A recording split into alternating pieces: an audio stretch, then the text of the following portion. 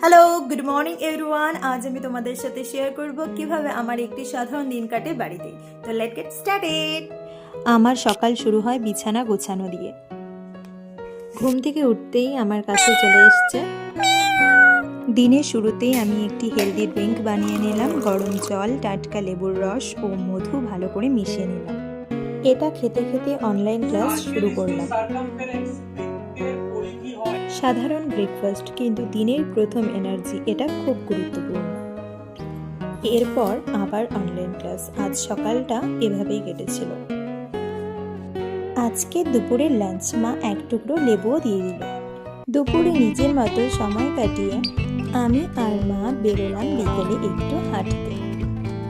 আজ বিকেলের আকাশটা ছিল যেন রঙে আঁকা এক ক্যানভাস।